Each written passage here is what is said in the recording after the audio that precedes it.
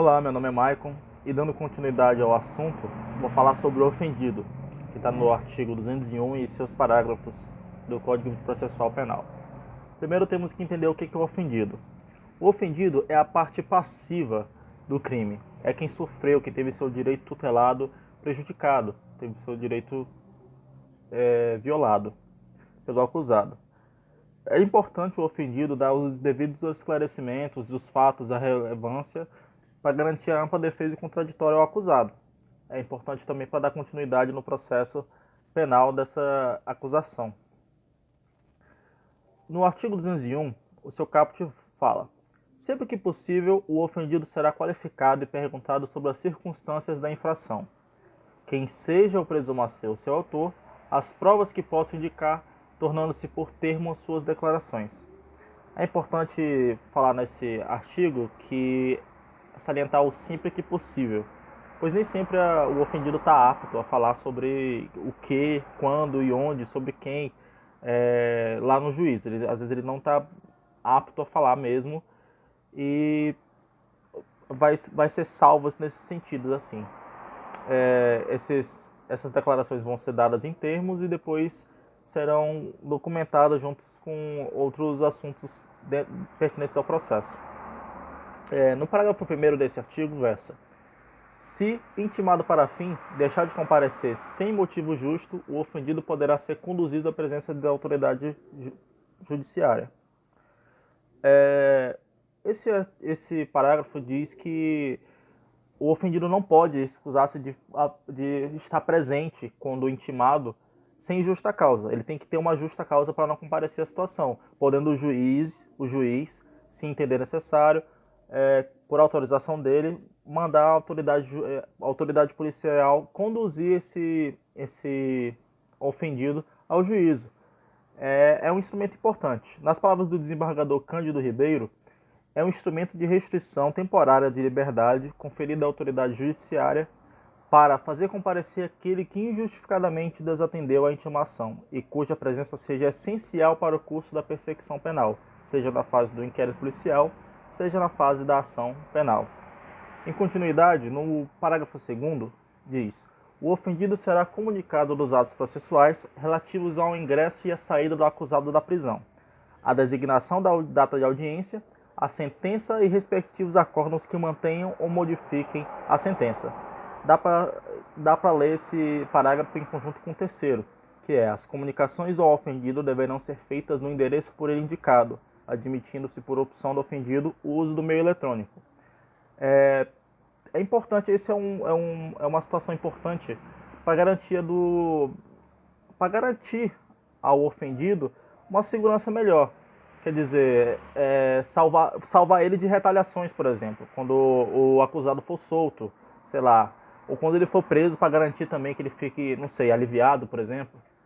É importante aqui que não importa a natureza da prisão, se é temporária, se for em cumprimento de sentença, o importante é que ele seja avisado de todos os acórdãos, das audiências, de todo o desenrolar no processo, podendo ser feito por mandado entregue na residência dessa pessoa, por carta registrada ou por correio eletrônico, mas nesse caso ele tem que requerer desse sentido, tem que deixar disponibilizado para o judicial ter essa opção desse correio eletrônico.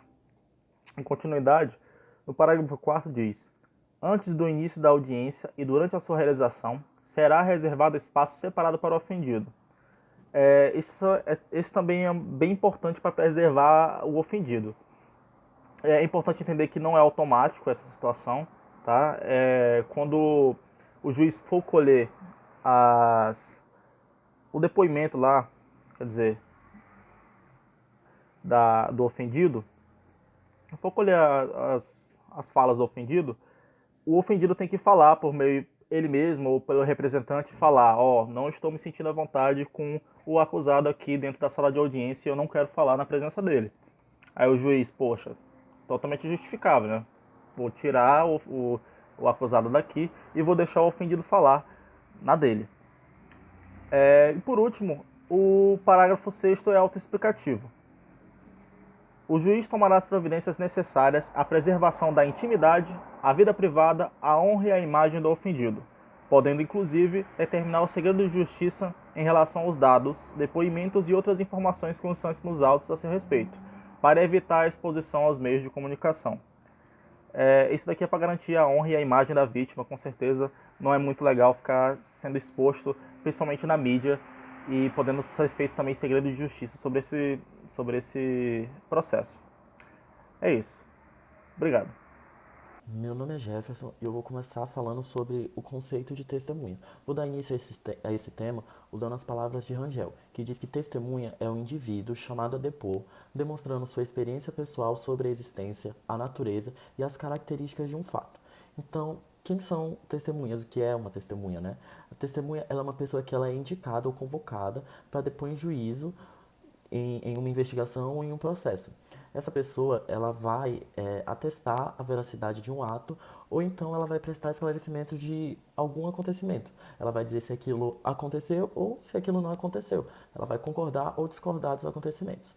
Em regra geral, o Código de Processo Penal ele fala que toda pessoa pode ser testemunha. Porém, lá no artigo 207, ele fala que tem algumas exceções, tem algumas pessoas que não podem ir por sofrer algum tipo de impedimento. E essas pessoas vão ser aquelas que estão impedidas em razão de sua função, em razão de seu ministério, em razão de seu ofício ou de profissão, ou, ou pessoas que tenham que guardar segredo. Porém, no próprio artigo, ele diz que há exceções. Ele diz que caso a parte interessada autorize, caso a parte interessada permita, essas pessoas que estão impedidas, né, que não podem depor, elas irão poder depor. Então, todas essas que foram elencadas no artigo 207, que estão elencadas no artigo 207, irão poder realizar o depoimento se a parte interessada permitir. Dando continuidade agora ao assunto, eu vou falar sobre a classificação das testemunhas. Vou começar essa classificação falando sobre as testemunhas diretas e indiretas. As testemunhas diretas, elas são aquelas testemunhas que presenciaram o fato, elas visualizaram o fato acontecendo. Já as testemunhas indiretas, elas são aquelas que ouviram dizer. Então, elas não estavam lá, elas não presenciaram, não viram. Elas apenas escutaram falar sobre o acontecimento, sobre o fato. Nós temos também as testemunhas próprias e as testemunhas impróprias. As testemunhas próprias, elas são aquelas que vão prestar depoimento sobre fatos objetivos do processo. Já as impróprias, elas vão prestar o depoimento sobre fatos alheios ao fato principal. Só que esse fato alheio que ela vai apresentar, ele vai ter alguma relação com o fato principal. Então, por mínimo que seja, vai haver uma relação entre o fato alheio e o fato principal, no caso das testemunhas indiretas. Temos as testemunhas numéricas e extranuméricas. As testemunhas numéricas, elas são aquelas que prestam o compromisso de dizer a verdade e se caso elas não disserem, caso elas não falarem a verdade, elas podem sofrer do crime de falso testemunho. Esse crime de falso testemunha, ele é uma pressão que é imposta sobre a testemunha, né, para que seja possível chegar o mais próximo da verdade. Nós também temos as extras numéricas. As extras numéricas são aquelas testemunhas que são convocadas pelo magistrado. Os informantes, eles são testemunhas que eles não prestam o compromisso de dizer a verdade, só que diferentemente do que ocorre nas numéricas, eles não vão sofrer pelo crime de falso testemunho. Nesse caso, deve ser analisado com cautela todo o depoimento que for dado por informantes, pelo fato de que ele não está sob nenhum juramento e ele não vai sofrer nenhuma pena se ele mentir. Referidas são as testemunhas que elas não foram arroladas no processo, só que elas foram indicadas no decorrer da instrução por outras testemunhas. E lá no artigo 209, no seu parágrafo 1º, ele diz que, se ao juiz parecer conveniente, serão ouvidas as pessoas a que as testemunhas se referirem. Nós temos também as testemunhas de ofício. O que são as testemunhas de ofício? Elas, assim como as testemunhas referidas, elas não foram arroladas pelas partes, só que nesse caso é o juiz que vai determinar se quer ou não ouvir. Então, se o juiz sentir necessidade, ele vai convocar essa testemunha para participar. Ela também não foi citada por nenhuma das testemunhas em nenhum momento do processo. É o juiz que vai decidir se quer ou não. E diz lá no artigo 209 também, o juiz, quando julgar necessário, poderá ouvir outras testemunhas além das indicadas pelas partes. Para finalizar a classificação de testemunhas, agora eu vou falar sobre a canonização. Canonização, elas são testemunhas que também são conhecidas como testemunhas de antecedentes. Elas vão apenas informar sobre a vida pessoal do réu. Então, elas vão dizer se ele é um bom pai, se ele é um bom vizinho, se ele trabalha. Elas vão qualificar a vida pessoal dele. Agora eu vou falar sobre as fases do depoimento. O depoimento da testemunha ele apresenta 4 fases. A primeira delas é a qualificação. A qualificação é o quê? É o momento em que a testemunha ela vai se apresentar. Ela vai dizer o seu nome, a sua idade, vai dizer a sua residência, a profissão, e tudo isso vai ser verificado por meio da apresentação dos seus documentos pessoais. A segunda fase é a possível relação com as partes. Nessa fase, a testemunha ela vai dizer se ela é parente de alguma das partes. Se ela for parente, ela vai dizer em que grau de parentesco ela tem, ou então ela vai dizer qual tipo de relação ela tem com as partes que estão ali presentes. Se ela é amiga, se é vizinho, se é colega de trabalho, se estuda junto. Então ela vai ter que dizer se há alguma relação entre ela e as partes ou se não há nenhuma relação. A terceira fase é a tomada de compromisso. Na tomada de compromisso é o momento em que ela fará sobre a sua palavra de honra. Então, ali naquele momento, ela vai dar o compromisso de dizer apenas a verdade. E ela vai estar sabendo, ela vai estar ciente de que se ela não disser a verdade, ela vai poder sofrer sobre o crime de falso testemunho. A quarta e última fase é o depoimento em si. Então, nessa parte, a testemunha ela vai responder as perguntas que possam interessar o caso, explicando tudo o que souber e vai sempre dar as razões da sua ciência ou das circunstâncias pelas quais ela possa avaliar a sua credibilidade. Então, vai chegar, a testemunha vai estar lá, vai ser feito perguntas e ela vai ter que responder tudo de uma forma que a sua palavra tenha credibilidade, que aquele fato tenha credibilidade. Boa noite, meu nome é Larissa e eu irei falar sobre a identificação da testemunha. A identificação da testemunha está prevista no artigo 205 do Código Processual Penal. Lá ele fala que se ocorrer dúvidas sobre a identidade da testemunha, o juiz procederá à verificação pelos meios ao seu alcance, podendo tomar-lhe o depoimento desde logo.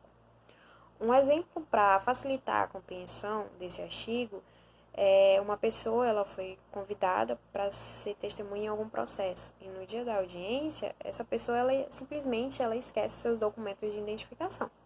O que esse artigo quer dizer? Ele quer dizer que essa pessoa, mesmo ela esquecendo ou mesmo não sendo identificada, ela será ouvida, será dada a oportunidade para ela se manifestar e falar a situação.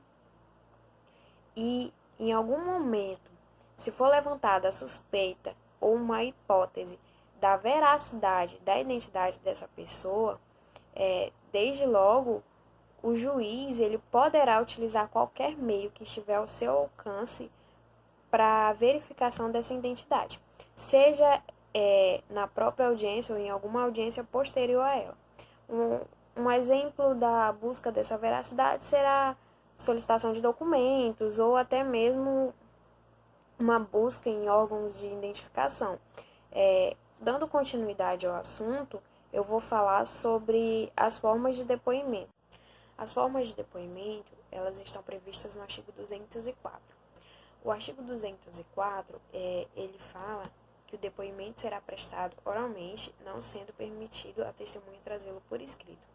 A ideia de que o depoimento seja feito de forma oral é para que a autoridade ou o magistrado avalie melhor o comportamento dessa testemunha. No mesmo artigo, existe o parágrafo único que fala que não será vedada a testemunha, entretanto, breve consulta a apontamentos. O que isso quer dizer? Fala que a testemunha ela terá o direito de fazer breves consultas, seja ela consultar alguma nota, um calendário para lembrar uma data, uma agenda ou uma foto, qualquer tipo de documento, desde que isso seja feito na frente da autoridade que seja autorizada por ela. As formas de depoimento de pessoas surdas e mudas, elas estão amparadas no artigo 223 do CPP. Lá ele fala no seu parágrafo único que, tratando-se de pessoa surda, muda ou surdo-muda, procedesse em conformidade ao artigo 192. O artigo 192, em seu inciso 1º, fala que se a pessoa for surda, as perguntas elas deverão ser feitas por escrito e a própria pessoa ela vai responder de forma oral. Já no inciso 2º, ela fala das pessoas que são mudas. Lá, ele diz que as perguntas elas serão feitas oralmente e a própria pessoa responderá por escrito. Já a terceira hipótese, que é o inciso 3º, ele fala das pessoas surdas e mudas. Aqui, tanto as perguntas quanto as respostas, elas deverão ser feitas por escrito. E, no seu parágrafo único, fala das pessoas que são analfabetas. Aí, nesse caso, o juiz ele vai nomear uma pessoa qualificada para que atenda essa necessidade da pessoa, ou assine por ela, ou, no caso, até mesmo de uma pessoa da audiência ser gravada, vai existir uma declaração que fale sobre a condição pessoal dessa pessoa. Já no artigo 193, ele fala do caso de pessoas estrangeiras. Aí será nomeado também um intérprete para que faça a tradução e adeque melhor o linguajar dessa pessoa. A obrigação e a dispensa, elas estão previstas no artigo 206. E lá ele fala que estão dispensadas as pessoas para prestarem o seu depoimento, aquelas que são ascendentes, os descendentes, o afim em linha reta, o cônjuge, ainda que seja em união estável, o desquitado, o irmão, o pai ou o filho adotivo.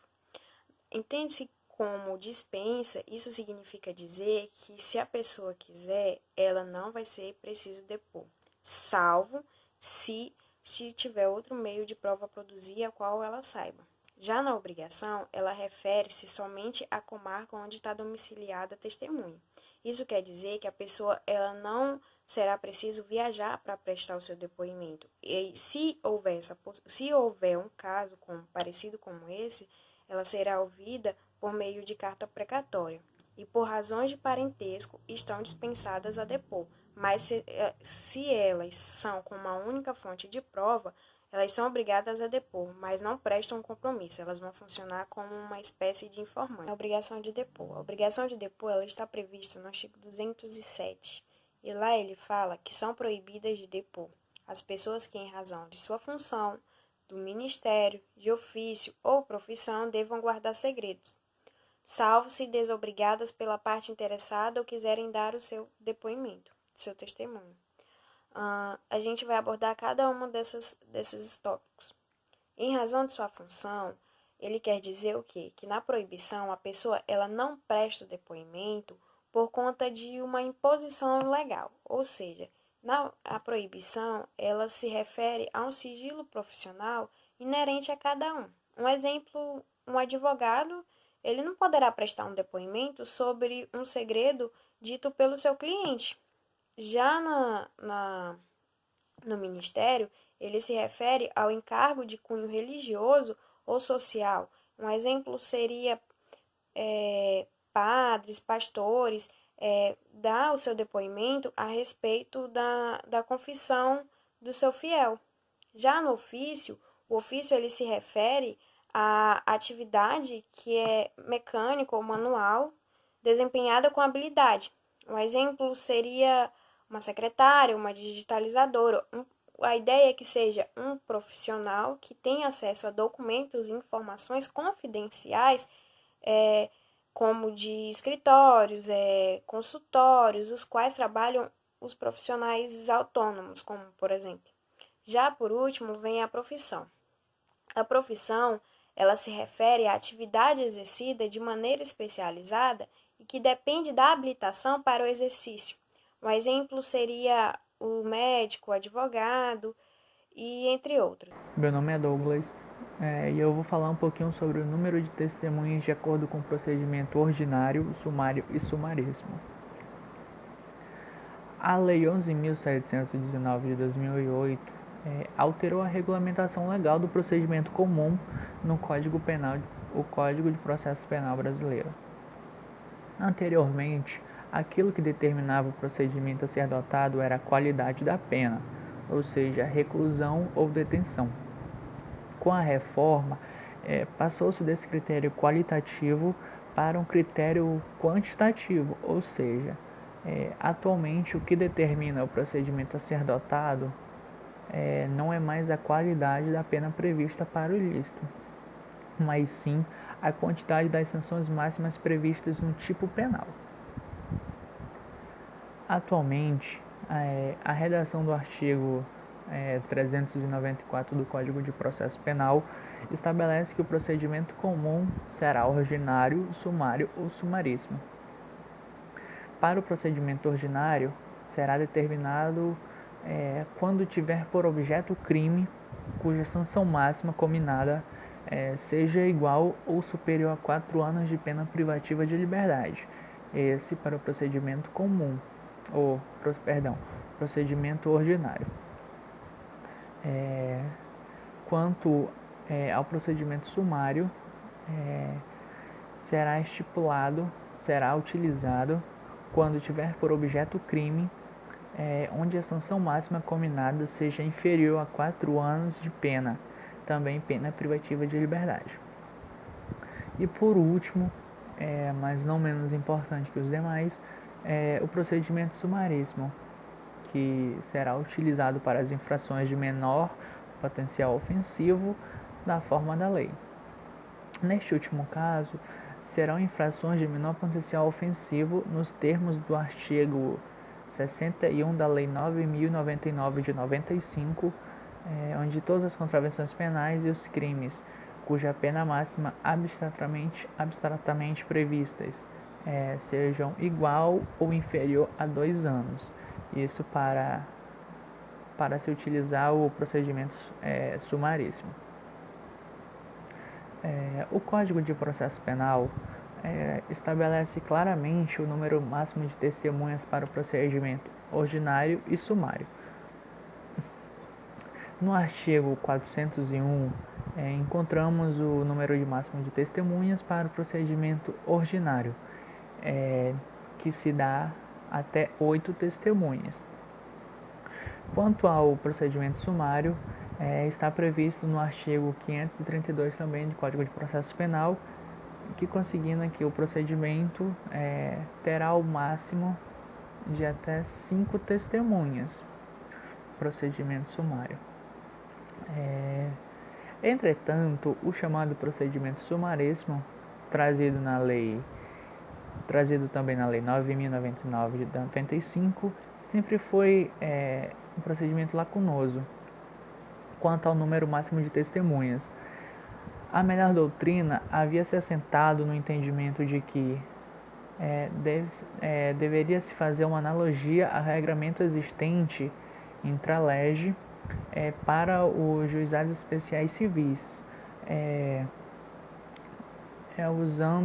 solucionando o caso com o artigo 34 da própria lei, que traz como número máximo de testemunhas de até 3.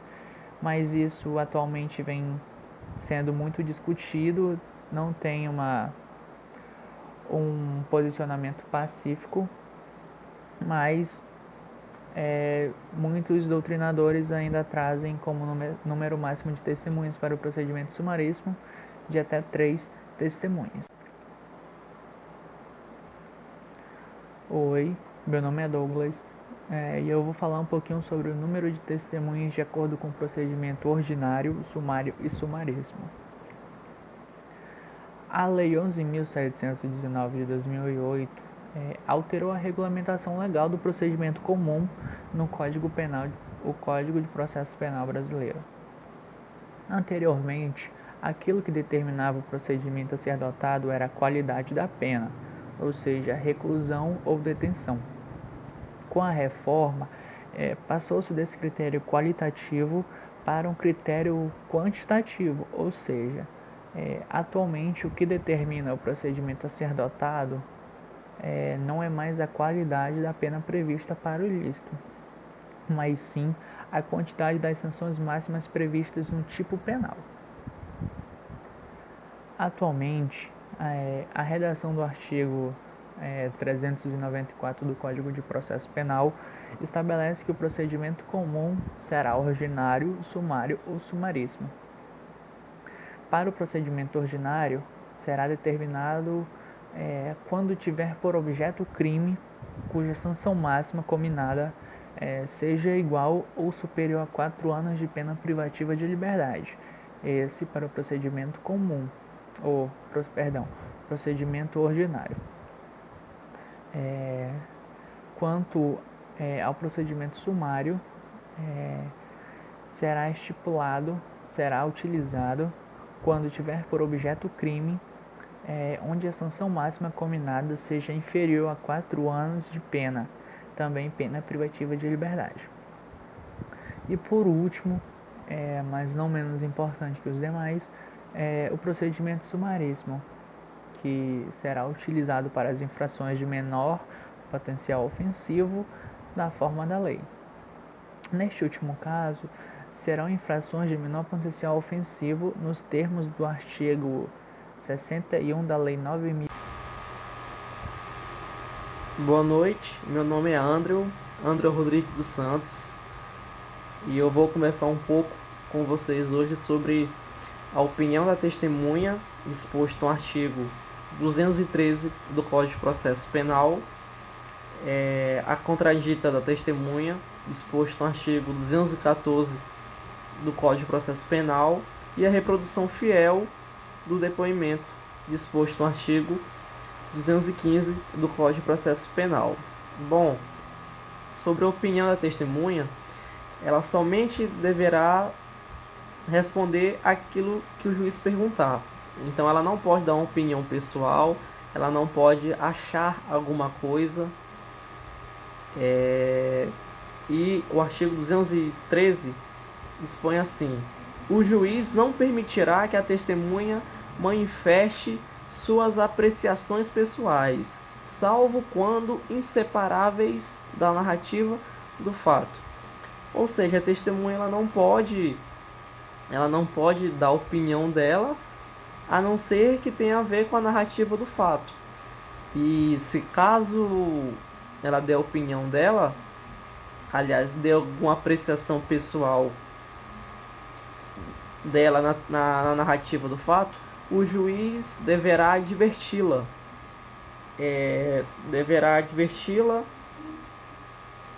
E avisar ela que ela somente deve responder o que for perguntado. E isso não constará no seu depoimento. A sua opinião pessoal não constará no seu depoimento quando a apreciação for exposta. Isso é a opinião da testemunha, artigo 213 do Código de Processo Penal. A contradita da testemunha está disposto no artigo 214 do Código de Processo Penal. Contraditar é impugnar, e impugnar é argumentar. Contraditar é argumentar o testemunho de uma pessoa arrolada pela parte contrária. Um exemplo é quando a defesa contradita a testemunha para saber se ela está mentindo ou não. Eu fiz algumas anotações aqui e me permite ler. E ocorrerá nos casos de impedimento e suspeição. O momento para contraditar é logo após a qualificação.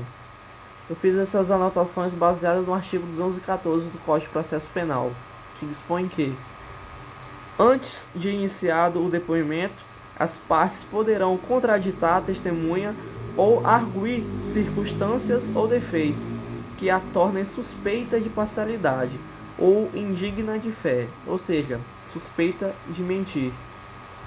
A suspeita da testemunha está mentindo sobre algum fato. O juiz fará consignar a contradita ou arguição e a resposta da testemunha, mas só excluirá a testemunha ou não lhe deferirá compromisso nos casos previstos no artigo 207 e 208 do Código de Processo Penal. Sobre a reprodução fiel do depoimento, as expressões, os gestos, as palavras, tudo deverão ser analisadas pelo juiz para ele ter certeza que aquele testemunho é fiel, que aquele testemunho é verdadeiro, para que se aproxime de fato da realidade, o máximo da realidade.